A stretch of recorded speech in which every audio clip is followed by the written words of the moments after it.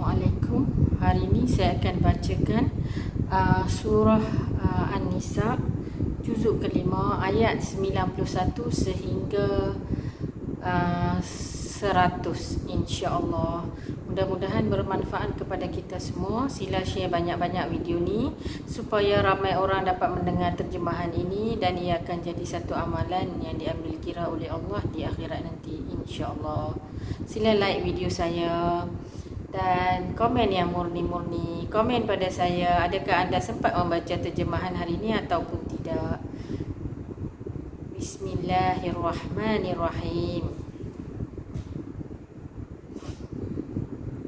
Kelak kamu akan mendapati golongan-golongan yang lain yang menginginkan agar mereka hidup aman bersamamu dan aman pula bersama kaumnya.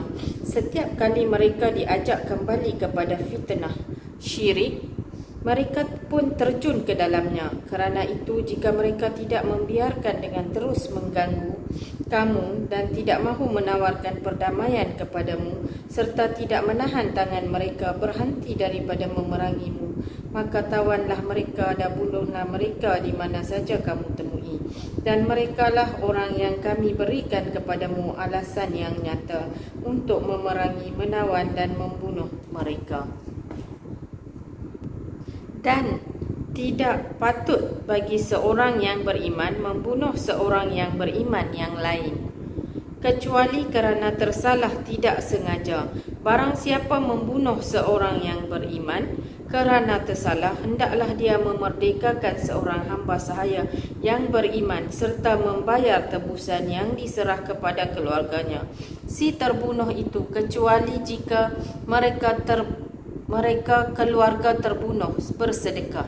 Jika dia si terbunuh dari kaum yang memusuhimu, padahal dia orang yang beriman, maka hendaklah si pembunuh memerdekakan hamba sahaya yang beriman.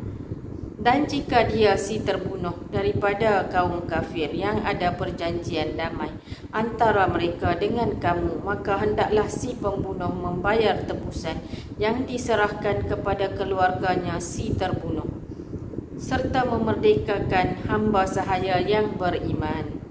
Barang siapa tidak mendapatkan hamba sahaya, maka hendaklah dia si pembunuh berpuasa 2 bulan berturut-turut tanda taubat kepada Allah. Dan sesungguhnya Allah Maha mengetahui lagi Maha bijaksana. Dan barang siapa membunuh seorang yang beriman dengan sengaja, maka balasannya ialah neraka jahanam. Dia kekal di dalamnya. Allah murka kepadanya dan melaknatnya serta menyediakan azab yang besar baginya. Wahai orang yang beriman, apabila kamu pergi berperang di jalan Allah, maka telitilah, carilah keterangan dan janganlah kamu terburu-buru mengatakan kepada orang yang mengucapkan salam kepadamu, kamu bukan seorang yang beriman, lalu kamu membunuhnya dengan maksud mencari harta benda kehidupan dunia, padahal di sisi Allah ada harta yang banyak. Begitu jugalah kepada kamu dahulu, lalu Allah memberikan nikmatnya kepadamu, maka telitilah, sesungguhnya Allah Maha teliti terhadap apa yang kamu kerjakan.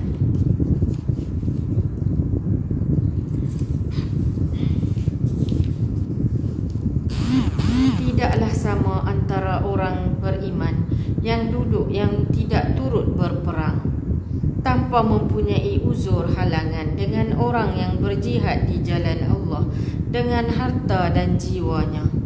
Allah melebihkan darjat orang yang berjihad dengan harta dan jiwanya atas orang yang duduk tidak ikut berperang tanpa halangan. Kepada masing-masing Allah menjanjikan pahala yang baik syurga, dan Allah melebihkan orang yang berjihad atas orang yang duduk dengan pahala yang besar, iaitu beberapa darjat daripadanya serta keampunan dan rahmat. Sesungguhnya Allah Maha Pengampun lagi Maha Penyayang. Sesungguhnya orang yang dicabut nyawanya oleh malaikat dalam keadaan menzalimi diri sendiri, Mereka, para malaikat bertanya, bagaimanakah kamu ini? Mereka menjawab, kami orang yang tertindas di bumi Mekah.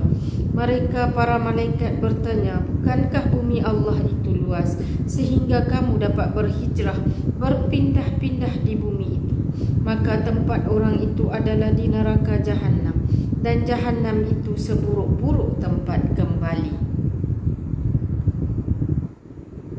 Kecuali mereka yang tertindas, baik lelaki atau perempuan, dan anak-anak yang tidak berdaya dan tidak mengetahui jalan untuk berhijrah. Maka mereka itu yang demikian sifatnya, mudah-mudahan Allah memaafkan mereka. Sesungguhnya Allah Maha Pemaaf lagi Maha Pengampun. Dan barang siapa berhijrah di jalan Allah, nescaya Allah akan mendapati di bumi ini tempat hijrah yang luas dan rezeki yang banyak. Barang siapa keluar dari rumahnya dengan maksud berhijrah kerana Allah dan Rasulnya, kemudian kematian menimpanya sebelum sampai ke tempat yang dituju, maka sesungguhnya pahalanya telah ditetapkan di sisi Allah. Dan sesungguhnya Allah Maha Pengampun lagi Maha Penyayang. Inilah terjemahan surah An-Nisa, juzuk kelima ayat 91 sehingga 100. Mudah-mudahan kita dapat memahami isi Al-Quran. Sentiasalah kita menjaga solat kita. Fahamilah bacaan dalam solat kita. Solatlah di awal waktu. Dan juga bacalah Al-Quran sekurang-kurangnya 1 ayat setiap hari. Dan apabila membaca Al-Quran, bacalah sekali dengan terjemahannya. Mudah-mudahan kita memahami isinya dan mendapat hidayah daripada Allah. Jagalah hati kita supaya dia sentiasa berhusnuzon, melakukan kebaikan, sentiasa menuju ke jalan Allah, sentiasa latihlah hati kita supaya dia sentiasa berada di jalan yang benar. Janganlah kita tercicir di akhir zaman ini. Terima kasih kerana mengikuti saya, Syirah Dato' Aziz, your life coach.